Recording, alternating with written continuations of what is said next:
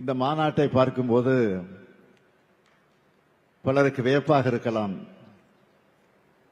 ஏன் சிலருக்கு எரிச்சல் கூட வரலாம். கிராம கோயில்கள் பணியாற்றுகிற கிராம பூசாரிகளான நீங்களும் இந்த சமுதாயத்தில் ஒரு அங்கம்தான். உங்களுடைய வாழ்விலும் விடியல் ஏற்படணும் என்ற எண்ணத்தில் தான் நம்முடைய அரசு தொடர்ந்து செயலாற்றி வருகிறது. இன்னும் சொன்னா, இந்த மண்ணில் வாழுற பெரும்பான்மையான மக்களுடைய உரிமைகளை நிலைநிறுத்தின திராவிட இயக்கத்தோட உணர்வை நம்ம அரசுல தான் நிலைநாட்டி இருக்கிறோம். ஒரு காலத்தில் கோயில் இருக்கிற தெருக்கல்ல கூட பலரால் நுழைய முடியாத நிலைதான் இருந்துச்சு. அதை மாற்றி இன்னைக்கு கோயிலுக்குள்ள எல்லா மக்களும் வரலாம், அனைத்து சாதியினரும் அர்ச்சகராகலாம், அன்னை தமிழில் அர்ச்சனை செய்யலாம்னு மாற்றி இருக்கிறோம். இந்த மாற்றம்தான் நாம் விரும்புகிற சமூக முன்னேற்றம். இதைத்தான் உண்மையான இறை பற்றாளர்களும் விரும்புவாங்க. இறை நம்பிக்கையை பொறுத்த வரைக்கும் திராவிட முன்னேற்ற கழகத்தோட நிலைப்பாடு என்பது ஒன்றே குலம் ஒருவனே தேவன் என்று திருமூலர் சொன்ன வழிதான் என்று பேரறிஞர் அண்ணா சொல்லி இருக்கிறார். அதே போலதான் தலைவர் கலைஞர் அவர்களும் கோயில்கள் கூடாது என்பதல்ல, அவை கொடியவர்களின் கூடாரமாக ஆகிவிடக் கூடாதுன்னு சொல்லி இருக்கிறார். அந்த வழியில தான் அனைவருக்கு மதிப்பளிக்கும், அனைவரது மாண்பையும் காக்கும், அனைவரது உரிமைகளையும் பாதுகாக்கும் துறையா நம்முடைய அறநிலையத்துறை செயல்பட்டு வருது. இன்னும் சொன்னா, இன்னும் பெருமையா சொல்லணும்னா, நான் அதிகமா எந்த துறையோட நிகழ்ச்சிகளை கலந்துகிட்டுன்னு யாராவது கேட்டா இந்து சமய நிகழ்ச்சிகள் தான் உடனே பதில் சொல்லிடலாம். அந்த அளவுக்கு சிறப்பா வேகமா செயல்படுகிறார் நம்ம சேகர் பாபு அவர்கள். அறநிலையத்துறை சார்பில் செய்யப்பட்டிருக்கக்கூடிய சாதனைகளோட சில புள்ளி விவரங்களை இப்போ தலைப்புச் செய்திகளா நான் சொல்ல விரும்புறேன். தமிழ்நாட்டில் வரலாற்றிலே இல்லாத அளவுக்கு நம்ம அரசு பொறுப்பேற்ற 1759 நாட்கள்ல 4335 கோயில்கள்ல திருப்பணிகள் மேற்கொண்டு குடமுழுக்கு நடத்தப்பட்டிருக்கு. அனைத்து சாதி அர்ச்சக திட்டத்தின் கீழே 29 அர்ச்சகர்களை பணி நியமனம் செஞ்சிருக்கிறோம். 12 பெண் ஓதுவார்கள் உட்பட 46 ஓதுவார்களை பணி நியமனம் செஞ்சிருக்கிறோம். 4335 கோயில்கள்ல திருப்பணிகள் மேற்கொண்டு குடமுழுக்கு நடத்தப்பட்டிருக்கு. அனைத்து சாதி அர்ச்சக திட்டத்தின் கீழே 29 அர்ச்சகர்களை பணி நியமனம் செஞ்சிருக்கிறோம். 12 பெண் ஓதுவார்கள் உட்பட 46 ஓதுவார்களை பணி நியமனம் செஞ்சிருக்கிறோம். தமிழ்நாடு அரசு பணியாளர் தேர்வாணையம் மூலமா இந்த துறையில 813 நபர்களுக்கு பணி நியமன ஆணைகள் வழங்கப்பட்டிருக்கு. நீண்ட ஆண்டுகளாக நிலுவையில் இருந்த 946 அலுவலர்களின் பதவி உயர்வு வழங்கப்பட்டிருக்கு.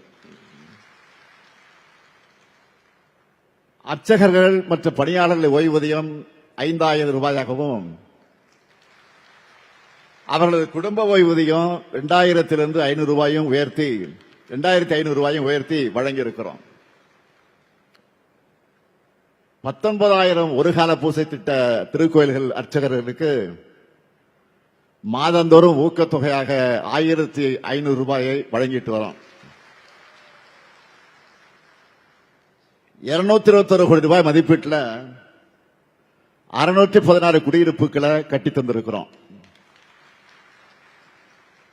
பணி காலத்தில் இயற்கை எதிர திருக்கோயில் பணியாளர்கள் குடும்பத்தினருக்கு குடும்ப நல நிதியா 4 லட்சம் ரூபாய் வழங்கப்பட்டிருக்கு. திருக்கோயில் அர்ச்சகர்கள் மற்றும் பணியாளர்களுக்கு ஆண்டுக்கு ஒரு முறை கட்டணமில்லா முழு உடல் பரிசோதனை திட்டமும் செயல்படுத்தப்பட்டிருக்கு. கிராம கோயில் பூசாரிகளுக்கான ஓய்வூதியம் 4000 ரூபாயாக உயர்த்தி வழங்கப்பட்டிருக்கு. கோயில் சொத்துக்களை மீட்கணும் என பெருமுயற்சி எடுத்து அதிலையும் சாதனை படைச்சிருக்கிறோம். 8440 கோடி ரூபாய் மதிப்பிலான 8140 ஏக்கர் நிலங்களை மீட்டிருக்கோம். இப்போ நான் சொன்ன சாதனைகள் எல்லாம் ரொம்ப குறைவுதான். பெரிய சாதனை புத்தகத்தின் சில பக்கங்கள் தான். ஏராளமான சாதனைகள் இருக்கு. எந்த நிகழ்ச்சிக்கு போனாலும் அவங்க உங்களோட கோரிக்கைகளை நிறைவேற்ற அறிவிப்புகளை வெளியிடுவது வழக்கம். அப்படி இருக்கும்போது உங்களுடைய இந்த மாநாட்டுக்கு வந்துட்டு புதிய அறிவிப்புகளை வெளியிடாமல் இருக்க முடியுமா?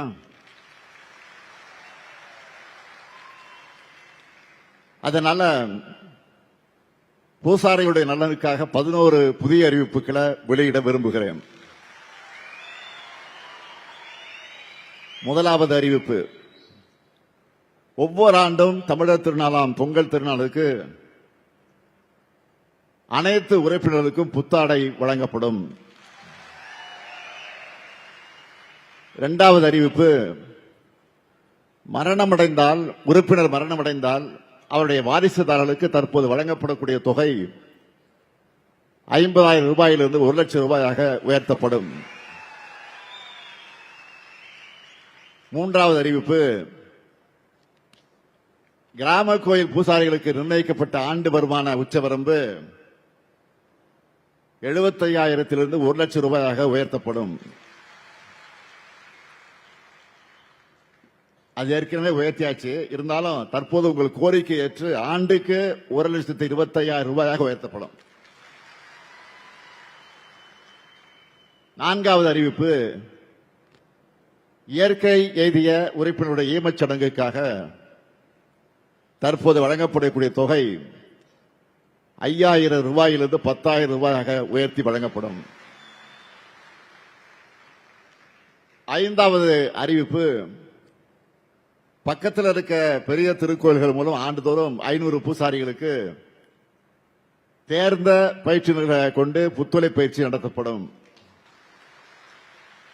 ஆறாவது அறிவிப்பு, தற்போது பூசாரிக்கு 3,000, பூசாரி மகன் 3,000, மகள் 5,000 என திருமணத்திற்கு வழங்கப்படும் நிதி உதவி மேலும் 1,000 ரூபாய் உயர்த்தப்படும்.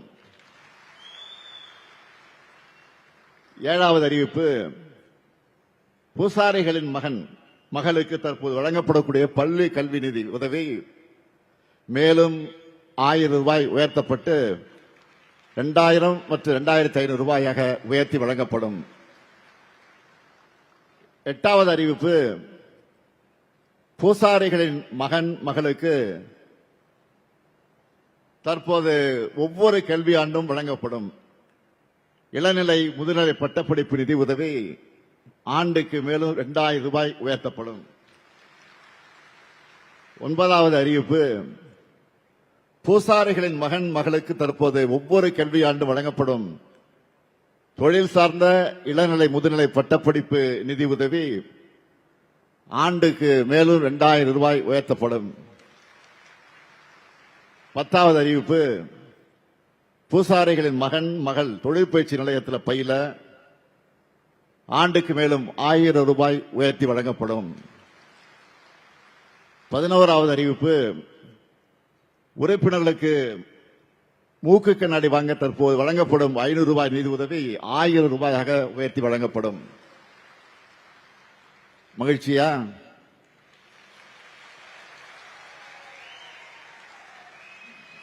நானும் மகிழ்ச்சி அடைகிறேன். நீங்க மகிழ்ச்சி தான் அது மகிழ்ச்சி. சமரசமும் சமத்துவம் தான் ஆன்மீக பாதையா இருக்க முடியும். நம்மை பொறுத்த வரைக்கும் சமத்துவத்தை போற்றும் அனைவரையும் நாம் போற்றுவோம். மக்களுடைய சுயமரியாதை உரிமைகளும் மதிக்கப்படணும். அதை நாம செய்யறதுனாலதான் ஆன்மீக பெரியோர்கள் தொடர்ந்து நமக்கு ஆதரவா இருக்காங்க. தமிழ்நாட்டில் மட்டும் இல்ல, இந்தியா முழுக்க இத்தகைய சமத்துவம் சகோதரத்துவம் நிலைபெறணும். மக்களுக்குள்ள ஒற்றுமைதான் ஓங்கி வளரணும். மக்களை பிரிக்க நினைக்கிற கும்பல்களை அடையாளம் கண்டு புறக்கணிக்கணும். இங்க வந்திருக்கக்கூடிய பக்தர்களுக்கும் ஆன்மீக அன்பர்களுக்கும் திருக்கோயில் பணியாளர்களுக்கும் கொடுக்கிற வாக்குறுதி என்பது உங்கள் நலன் காக்க இந்த முத்துவேல் கருணாநிதி ஸ்டாலின் இருக்கேன். உங்கள் ஆதரவோடு திராவிட மாடல் ஆட்சி தொடரட்டும். தமிழ்நாடு வெல்லட்டும். வெல்வோம் ஒன்றாக. நன்றி, வணக்கம்.